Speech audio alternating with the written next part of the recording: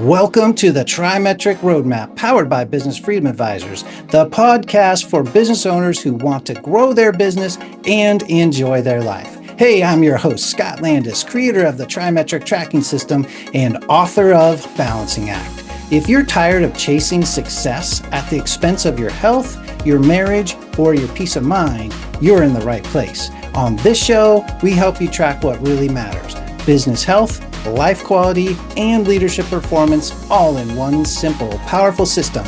Because when those get out of sync, everything else starts to break down. Our goal here is to help you align it all so you can lead with clarity, scale with purpose, and finally enjoy the freedom you've been working so hard to create. And if it feels like no one's ever shown you how to pull that off, this podcast might just be the missing link you've been quietly searching for. Now, let's dive into today's episode. Welcome to the Trimetric Roadmap podcast powered by Business Freedom Advisors. I'm Scott Landis with Jeff Jacob here, and we've been going over the series in a part of our Trimetric framework, which covers business health, life quality, and executive performance. And we've been in a series dissecting and diving deeper into executive performance and what that means, what we measure, what we diagnose in executive performance. And we're on the last of the 7-part series. There's 7 parts of executive performance that we diagnose. Today, we're talking about technology tools and intelligent systems, which is how founders use systems, automation, and AI to create leverage instead of complexity. And Jeff, thanks for being with me as usual. You've been looking forward to this one. You've been teasing it for weeks. And why are you looking forward to this? What are you so excited about? I went through a long time in leadership without really using intelligent tools very well or very much, and trying to get away from them as much as possible. There was a long time that I was really focused leadership wise on relationship and systems that don't, that just kind of supported my task list kind of thing. But then being able to really go into having systems that support life has greatly changed my life. And you in particular brought a lot of that to me in the partnership that we are doing now. And and it's been dramatic for me. It's a different change. And it's been unbelievably helpful. I also love systems and implementing systems, because systems, in my opinion, are really the key to scalability and going from founder reliant to systems that run the organization. And being able to implement the right systems, really, there's an art to it for every company. And therefore, I like it when things are different. And so there's a lot of different ways to do it. There's like art, like I said. And so many people implement systems that are guardrails for a company to lead it along a path. But really, in my opinion, that more restricts the growth of the company. And yes, it's going the right direction, but there's a restrictive element to guardrails. In my opinion, the better analogy for healthy systems is the skeletal system in our bodies.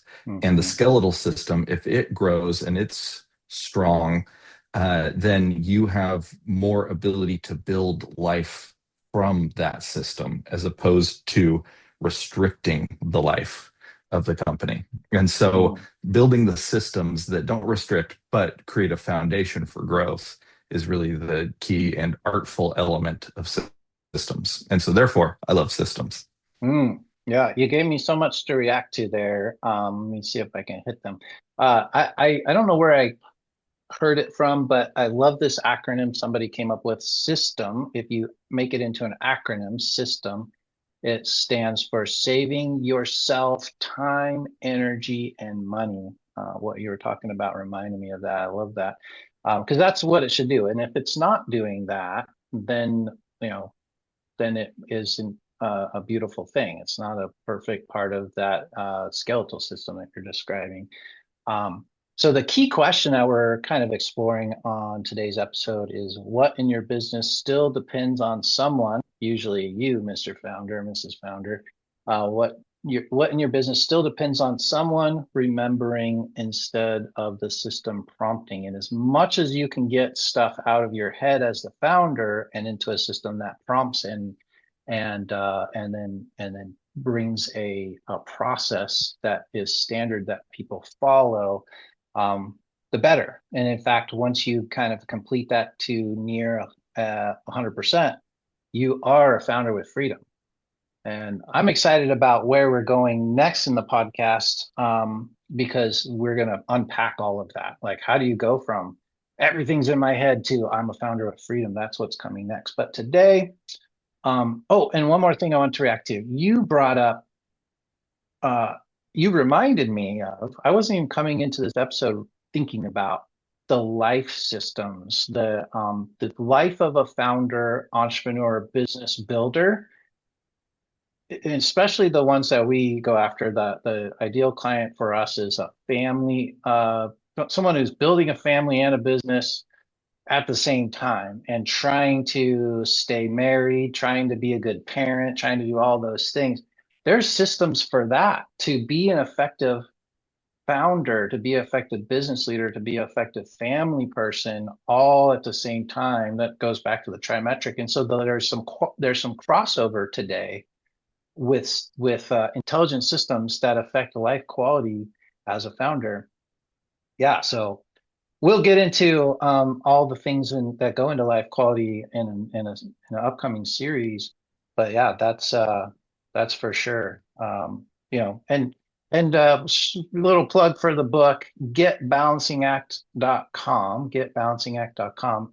We've unpacked all of those systems into that book, Balancing Act, which is available on Amazon, and you can find all about it at getbalancingact.com. So if you're interested in what kind of systems help a family-oriented business builder, be the best they can be in their business and their family and in their marriage, and just as a human in general, that's what that book's about.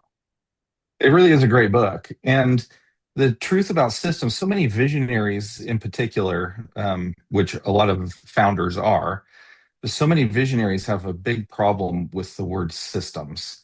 But Why? systems, well, because they're so restrictive. And I need to Ah. flow. I need to be, I don't remember what that word is that a lot of people use, natural, kind of, just let the natural flow of life happen. Organic. Unencumbered. Yeah, organic is Oh, what I was thinking of. oh, organic. Organically move through life. Mm-hmm. But the truth is, everything is a system. You talked about family That's systems. such a I have good a point. system. Okay, everything's a system, but not every system is written down or defined.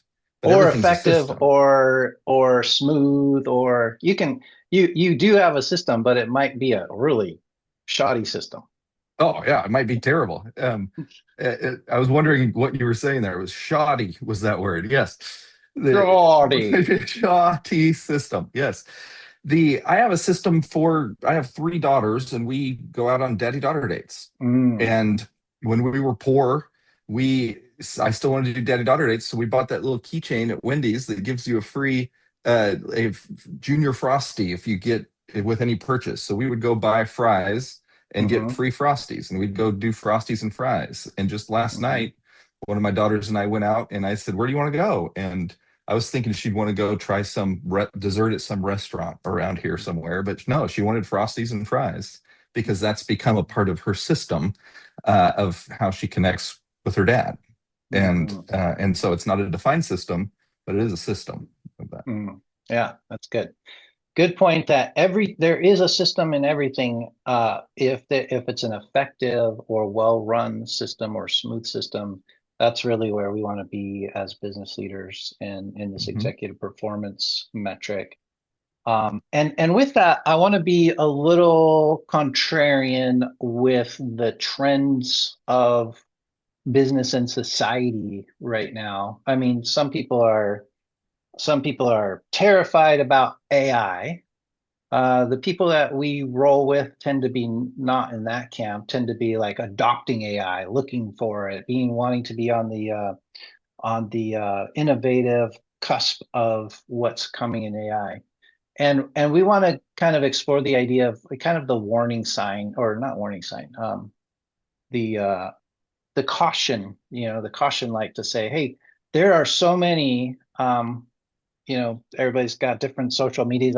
I'm kind of a Twitter X guy. So in my feed, there's always, I subscribe to all these, AI experts. And there's always something new. I mean, it's always something trending in AI. And um, it's not all good. It's not all beneficial. It's not all worthwhile to look into, and certainly not all worthwhile to adopt.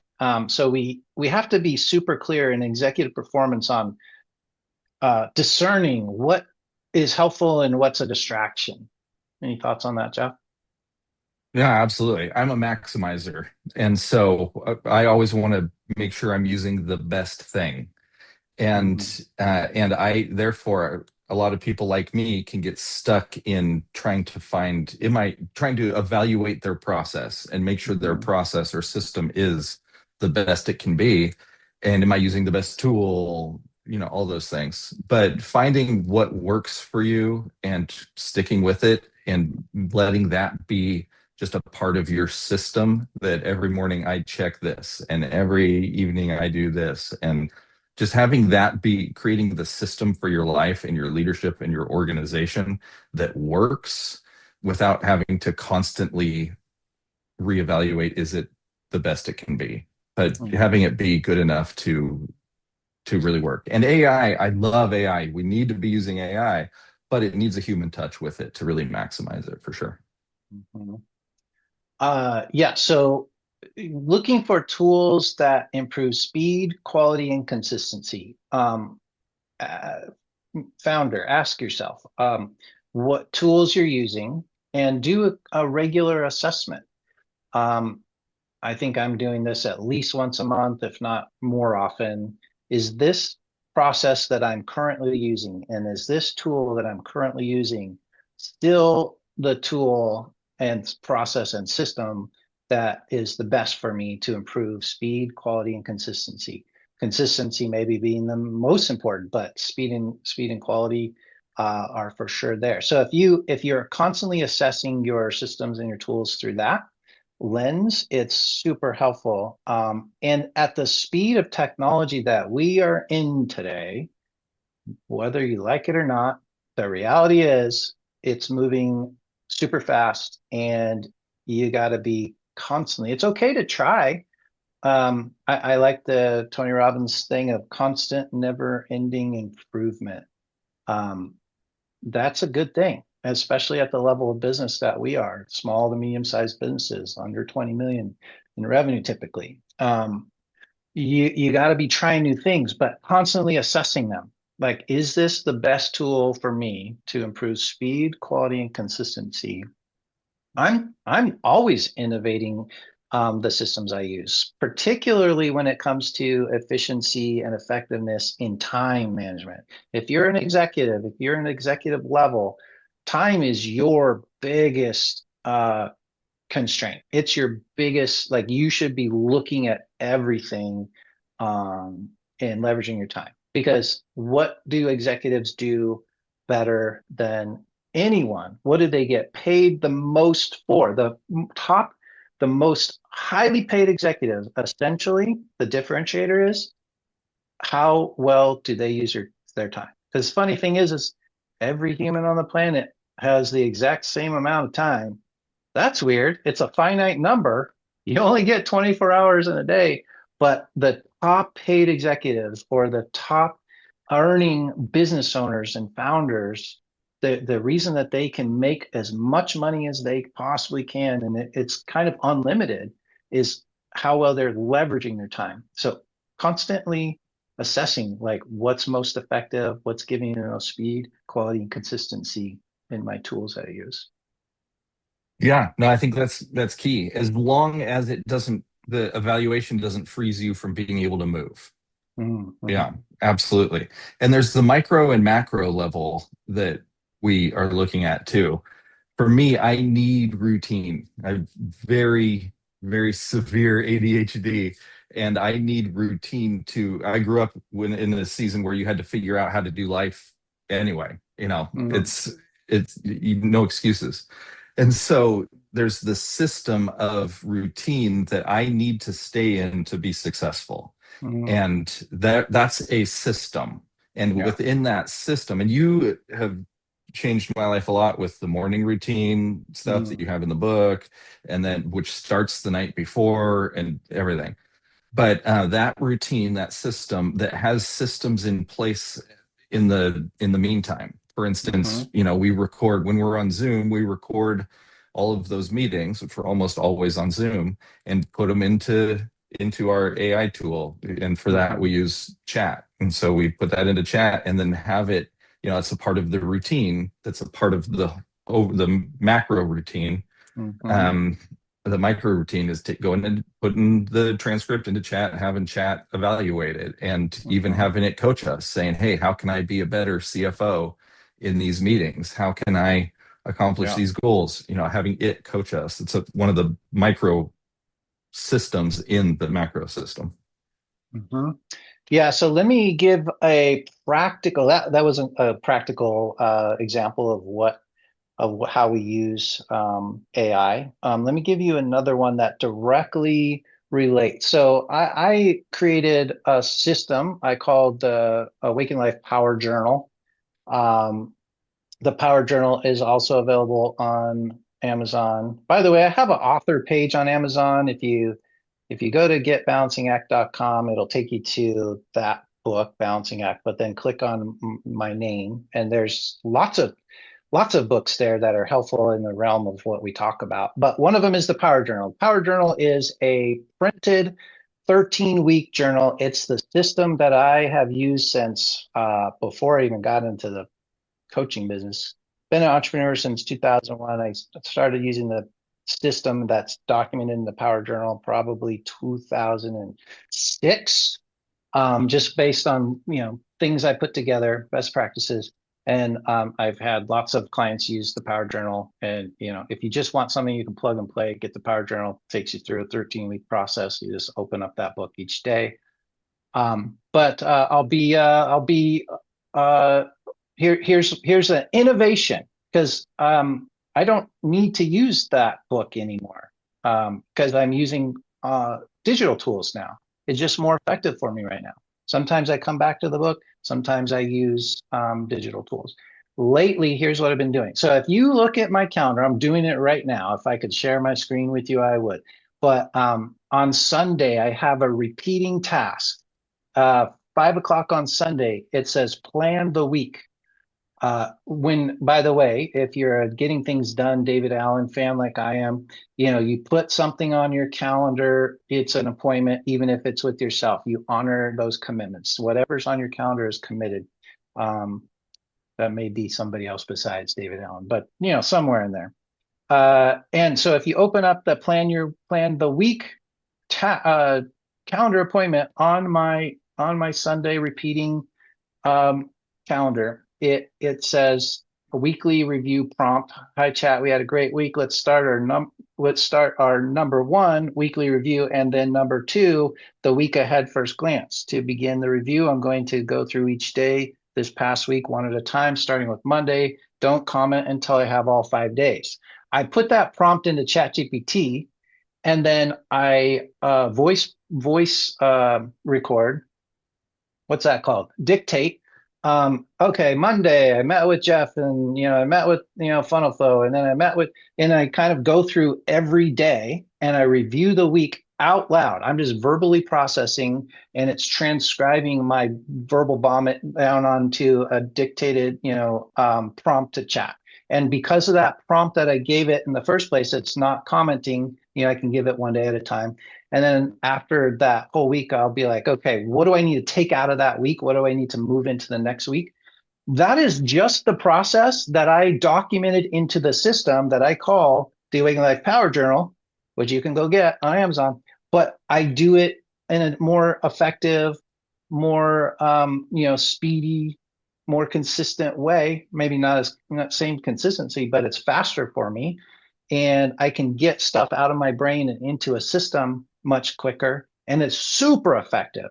And then I go through the part two of that prompt, and I go through the week ahead. Okay, coming up on this coming Monday, coming up on this coming Tuesday, and then, oh yeah, I'm going to meet with that person. I'm refreshing my mind and I'm processing the chat. Now, what does it do in that chat thread? Now, that particular thread in ChatGPT can be my executive assistant throughout the week, because it knows what I was thinking about last week and it knows what I'm thinking about the week ahead. And that's what you want your executive assistant to be doing. So now I've got a digital executive assistant. I can go in and say, hey, what do we got going for today? I can come in on Wednesday morning in the middle of the week and just get refreshed, and it's right there to help me. So anyways, that was a long one, but that gives you a practical, like, you could do this today. And by the way, if you're thinking about being a more effective leader, executive performance wise, that's going to save you time. It's going to keep your brain fresh on what you need, and you're going to use a little bit of a crutch with AI to help you with that. But if it's there, use it.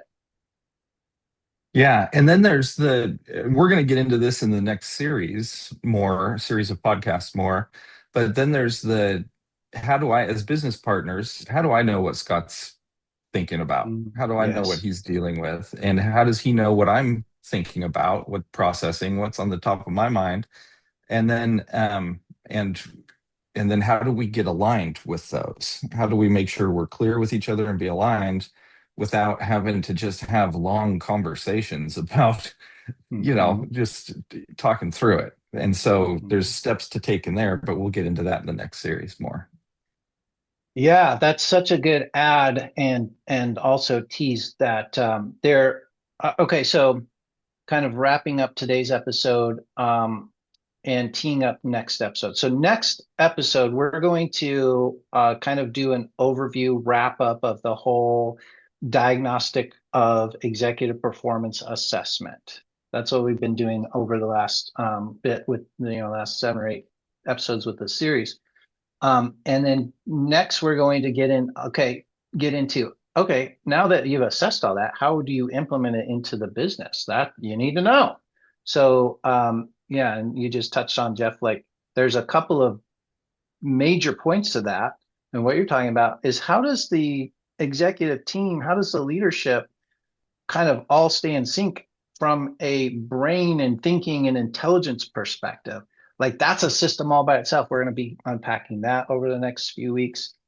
So all that's coming up. And when we get to come back for our next week episode, where we'll wrap up the whole executive performance assessment, and cover all 7 domains again, and get everybody ready for what's coming next. So yeah, keep plugging in with us, keep staying tuned.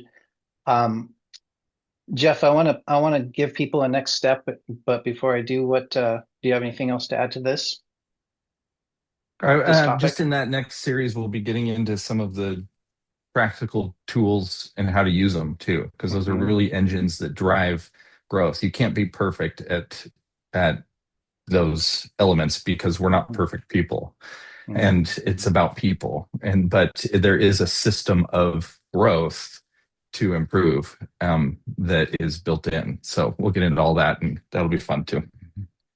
Yes. All right. Well, thanks for listening to the Trimetric Roadmap podcast and following along with us. And we deeply and genuinely care about you. If you're a founder, if you're a business owner, if you're an entrepreneur trying to become a founder with freedom, developing a business that can support your life goals and your family and not steal from your life and your family, if you want that kind of business, that's why we're here.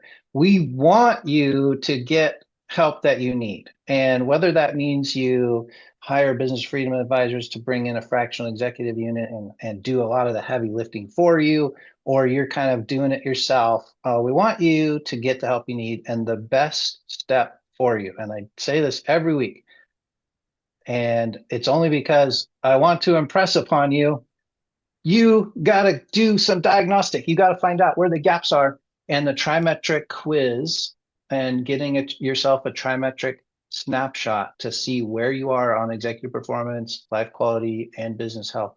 The easiest way to do it and to get started, trimetricquiz.com.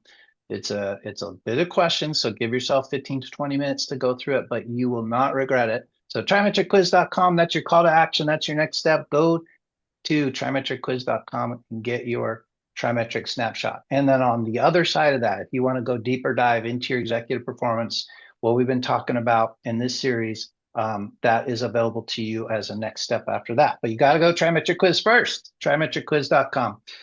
Jeff, thanks for being with me again today. Thanks for listening to the Trimetric Roadmap podcast. We'll see you again next week. Thanks for listening to the Trimetric Roadmap powered by Business Freedom Advisors. I've been your host, Scott Landis. If you're growing a business but something still feels off, you're not alone. That's exactly why we created the Trimetric Quiz. It's not a personality test, it's a powerful diagnostic tool that shows you where you're in alignment and where things may be silently slipping off track across your business, life, and leadership. It only takes a few minutes, and the clarity you'll gain is a game changer. Go to trimetricquiz.com to take the quiz now before the cost of staying stuck gets any higher. Until next time, stay focused, stay aligned, and keep building a business that truly supports your life.